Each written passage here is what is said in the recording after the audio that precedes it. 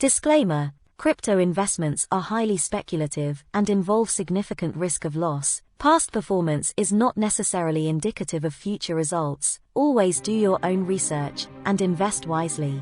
EOS mainnet is becoming the DAC of DACs. Decentralized Autonomous Communities could quite likely be the future of human organizations, but often the march of progress is very seldomly ever in a straight line, and far too often what separates winners and losers in the end is their level of conviction, perseverance, and tenacity.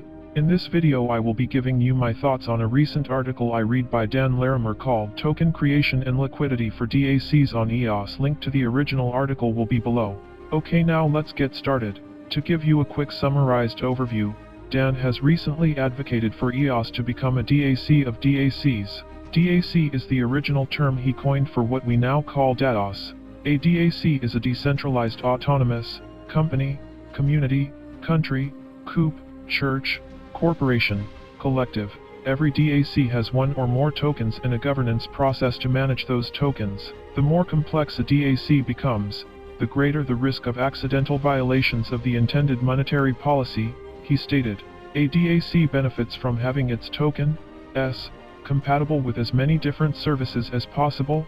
Therefore, he proposed an update to the EOS contract that would auction off token symbol names. 3-letter and longer symbols would be auctioned, but unlike the premium symbols, the auction ends after 24 hours without bids.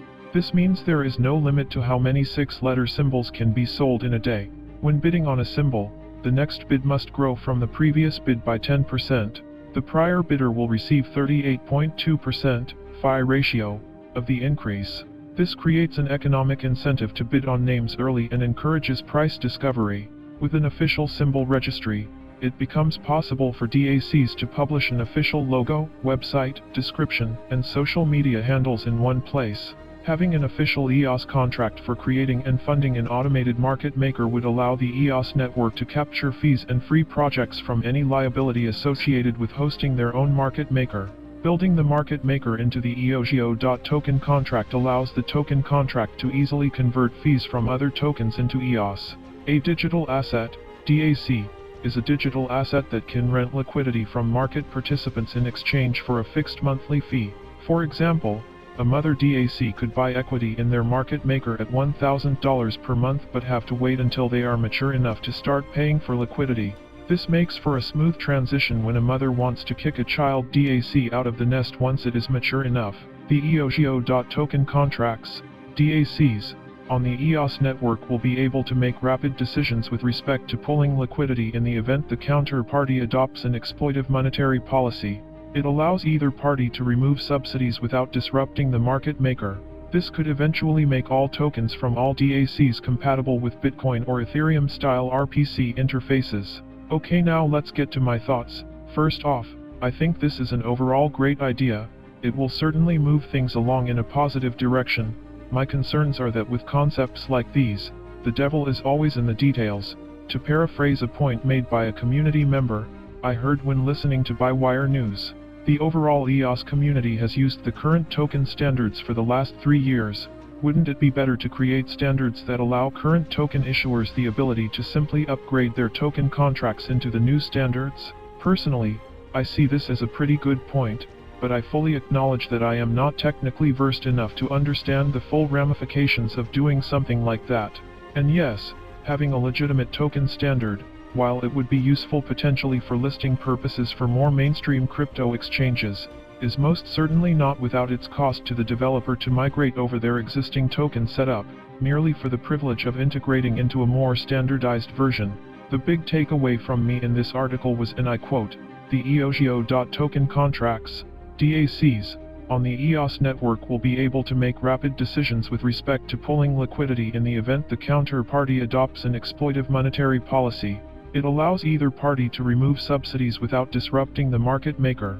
This could eventually make all tokens from all DACs compatible with Bitcoin or Ethereum-style RPC interfaces.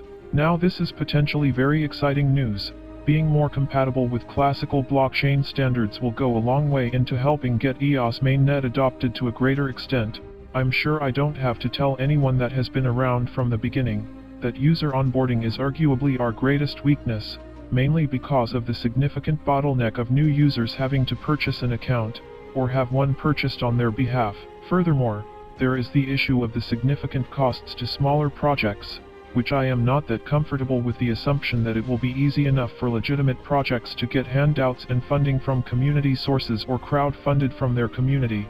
With all due respect, I think this kind of defeats the purpose of blockchain, of having more of a decentralized focus. I'll be the first to say I get it. I understand the need for more focused community standards, but at the same time I am not completely comfortable with adding additional financial burdens to developers.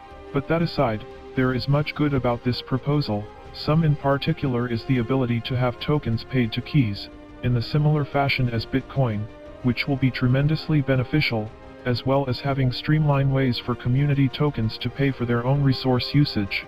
In addition, I love the concept of having community tokens themselves being on more level footing with the EOS mainnet token.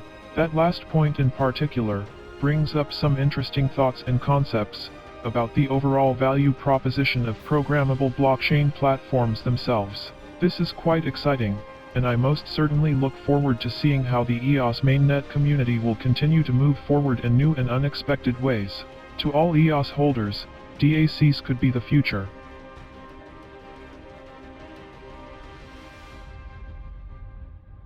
Thank you very much for watching. If you enjoyed, give us a thumbs up and subscribe.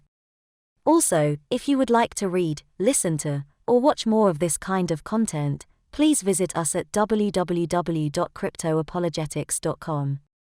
See you next time. Take care.